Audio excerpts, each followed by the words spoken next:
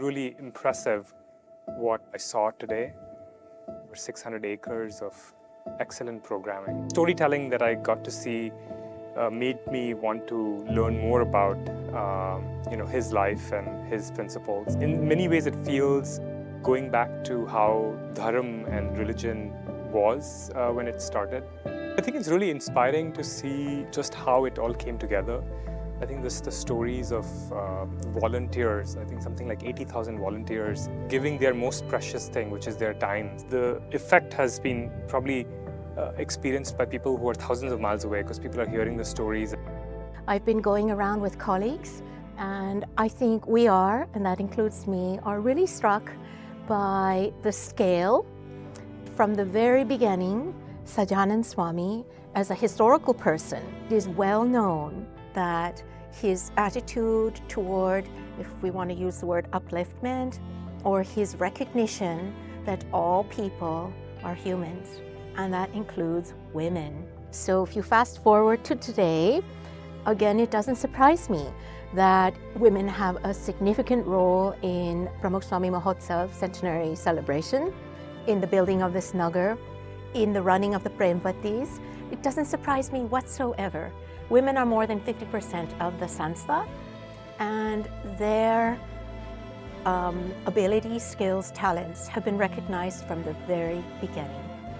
They're recognized by Mohan Swami Maharaj, and we all know they were recognized by Pramukh Swami Maharaj. It's just fascinating how this could be done. You know, the Shraddha is always there, but this is Shraddha at scale. And the faith that we have in BAPS and in Swaminarayan Sanstha, just comes to life. Just remembering Pramukh Swami, being here, looking at the shows, looking at the values that he inculcated in us. It's not only a pleasure for me being here, it's an honor also. I'm very close to the beliefs of His Holiness. And it's a motto of my life, wherever I went. Luckily, I have seen the world, but today I lived a kind of a proof that we are all human beings, and we need to be good human beings, and we need to think of each other. He loved everybody, and he devoted his life to everybody, and he had no distinction between child, woman, man, rich or poor. He devoted simply his powers, his experience, his soul to those people. How come that you don't love such a person? You know, it's very pure and it's going places. There's religion and faith and devotion here, but there's also the organization, right from just the way it's been built. Thousands of people coming in and out is a case study in itself. It's very inspiring to see how it all came together, and I hope other people get to learn about Swaminarayan, its teachings, and the Swamiji's work here, because it's truly touching people beyond people who follow Swaminarayan. And technology is an enabler, right? I think humans have ideas, but technology can help you really amplify them. And I think you get to see this in play here, right? I think just the way everything's been organized and so peaceful. So many people coming through these gates, but everything's happening so in such an organized way. And it's incredible to see Swamiji really sort of embracing that technology and realizing that it can have really positive effects in the world.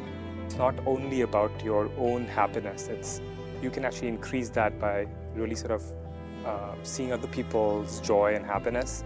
And that's a key lesson that I'm taking away. The acts that you have rather than the words that you speak. The best way to respect him, in my view, would be to follow the life he lived and do those acts yourself. Now realizing it's 7.5 lakh letters that he's written, so I'm one of those 7.5 lakh letters, and he said, we will pray to Swaminarayan Bhagwan for your success, your business will do well. And things changed, and it's been almost 23 years, and we haven't looked back. It's just Swami's blessings, the connection that he made with people. I'm seeing so many videos now, but I can feel it personally. I would say his personal connection with people, again at that scale, is so difficult. I mean, I don't think any human can do this. So for us, we are blessed to have Swami Bapa in our lives. And Swami Maharaj for me is like Bapa. He's a successor, who took the reins of BAPS and has really showed us the way like Bapa did. So for me, there is really no difference. Swami, you made me who I am today. And I'm blessed to have followed you.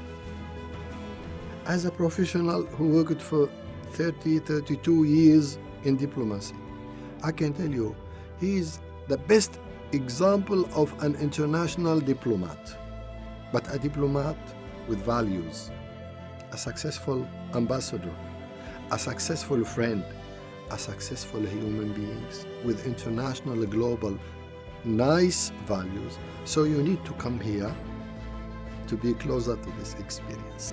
You know, when you meet a human being, when you feel happy, comfortable, honest, and thorough, this is the message that you will feel that this is an expression of honesty in this environment.